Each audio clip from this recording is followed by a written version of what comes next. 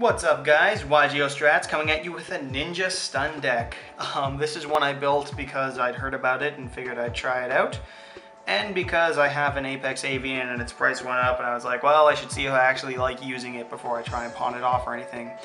So, without further ado, let's get right into the Ninja Stun deck. Opening things off, the card at the cover of one of the best tins ever released, if not the best tin ever released, Grandmaster Hanzo. Two good effects. When he's normal summoned, he'll search a Ninjitsu card, I believe it is. Ninjitsu Art card, that's what it is. When he's normal summoned, search one Ninjitsu Art's trap card from your deck. And when he's special summoned, add one ninja monster from your deck. So if he's normal or special, you get a different effect. It's solid to use. And it's just great. Searching deck thinning is so powerful. Always, always. And to go along with him, we're running 3 Upstart Golden Ninjas. Pretty much the only other good one to search. He's level 4, he's light, Hanzo's dark. That opens up chaos, obviously. Basically, when you can discard one trap card, target one ninja in your graveyard, and special summon it in face-up defense position. So if you have Hanzo in your grave, Upstart in your hand, and any trap card, you can normal summon it, discard the trap, special Hanzo, search out another Upstart, and then overlay into a rank 4 for anything you might need. Also, we're playing, because it is the Stunny Stun deck, 3 Mist Valley Falcon, a Wing Beast Wind level 4, 2000 attack. You can bounce one card you control to attack it. You have to do that. If it attacks, you have to bounce a card.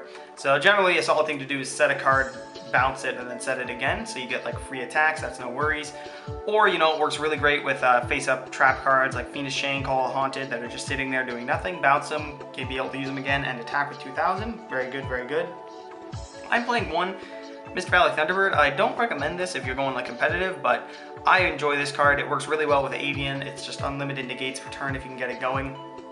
But when you open with it, it's just a dead card. So up to you. If you're going for like competing at YCS or something, don't play this. But if you're more casual, this can be really fun to use, and that's why I'm using it.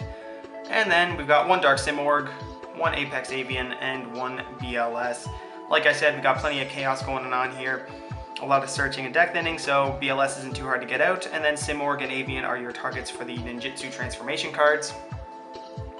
And basically it's just negate anything, especially when you bounce a Mist Valley card, which we're running, you know, the Thunderbird, the Mist Valley Falcon, and even the field spell, and itself in the worst of situations. So you'll get plenty of negates out. They won't be able to use their set cards with this, which can be devastating if they don't have anything to stop the summon of Simorgh, so like Burning Abyss or Satellar's or something that runs a lot of back row. It can be hurting, and I don't think I need to explain why BLS can win you games. So that is our monster count there. Getting into our spell lineup. Here we're playing Warriors. This shouldn't come as a surprise to anyone. Triple of Rhoda.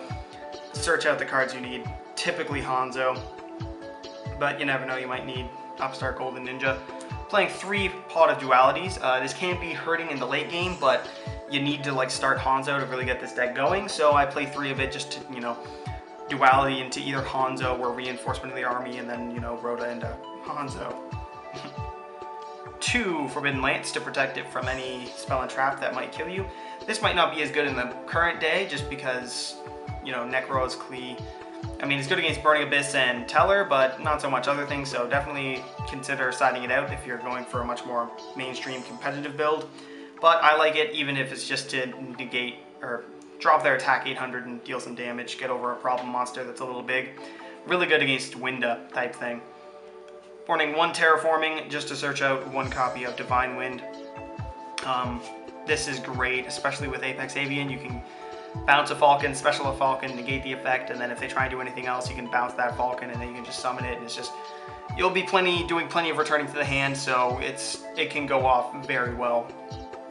And finally, for our spells, rounding it up, 2 1-ofs, 1 Raigeki and 1 Soul Charge.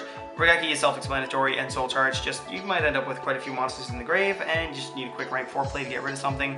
Soul Charge and summon what you need. And it'll also get Hanzo's effect to search stuff out, so you can pay 1000, and if you have a trap, use Upstart Golden Ninja and get a free rank 4 anyways type thing. Or normal summon the Upstart and then, you know, rank 4 for 1000 life points. That's popular these days with Clown Blade and Norden.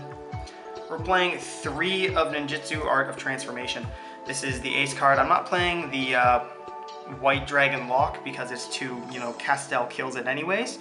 So I'm only playing this one. Basically what it is tribute one of your ninjas and then special a monster whose level is equal to or less than its level +3. So basically, because we only have level 4 ninjas, any level 7 or lower wing beast type is what this deck gets out, namely Simorgh and Apex Avian. So if they've got a lot of back row, maybe go Simorgh and then, or they play back row and that way they can't set anything and they'll be less, effective, or go Apex Avian and just negate everything they use. We're running 3 Call the Hunted to get back Hanzos and just make rank 4 plays.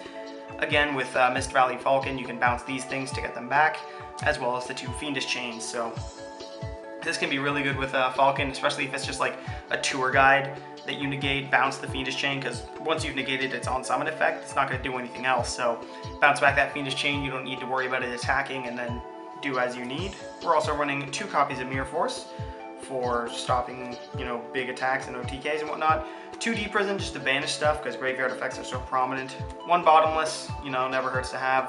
1 Compulse so that nothing hits the graveyard, and Solemn Warning to negate the summon entirely. So that is our main deck, pretty trap heavy, so you're going to find that you're walling up a little bit, but, Ninja Stun, it's that for a reason. And heading off the extra deck, 1 Blade Armor Ninja. He can detach 1 material, target 1 ninja, and that ninja can attack twice. You're pretty much only, you're not going to make like Upstart Goblin attack twice to do 1,000 unless you're guaranteed game and you're feeling like being an ass, but you do as you will. Mainly you're going to use him, attack 22 twice is solid. Going to be playing 1 Excalibur, 4,000. It's an out to towers, an out to any big beater, or just like a big push for game type thing. 1 Karen Oregon, Anti-Luminescent Knight, solid, opening turn, rank 4, 2450, and can change targets. So I'm running the power trio of Castel, Honor Arc, and Exton. Basically just spot removal or mass field removal. Emerald to get stuff back into the deck, it never hurts, just get those resources back. Direwolf is my out to lose 1 turn, as always, if I'm not getting Apex Avian. Cowboy to steal games. Ragnar Zero is a solid, rank 4, Cleafort's an issue. Abyss Dweller, because it's Abyss Dweller, really. Stop grave effects. Dark Rebellion is a solid beat stick. Rhapsody and Berserk to banish stuff. And 2 not as generic cards. 1 Zero Fine and 1 Chidori. These 2 are only able to be used if you've got 2 Mist Valley Falcons on field, but they're very powerful and merit running them in my opinion. Chidori can spin back row and face up cards. Back row only on summon and then detach, spin 1 face up. They'll be top decking into whatever you spun, so that's great. And this is non-targeting massive negation, so things like Yazzie we don't care about, or Leo or Forerunners pretty big, and it'll be a big thing I imagine. And so he'll get up to massive attack. So that is my rank 4 toolbox there, because that's really all we have access to. If you really wanted to, you could put in like 1 rank 7, but I don't know any situation where overlaying your only copy of Simorgh and your only copy of Avian are going to make a difference, really, I guess I'm going to say. But that's that. That is our Ninja Stun deck. So thank you guys very much for watching. We should be back up to speed with our video uploading pace by now, I hope. And yeah, like, comment, subscribe. Don't beat up your little brother too much. Make sure you don't stick any forks in sockets. And we'll see you next time on YGO Strats.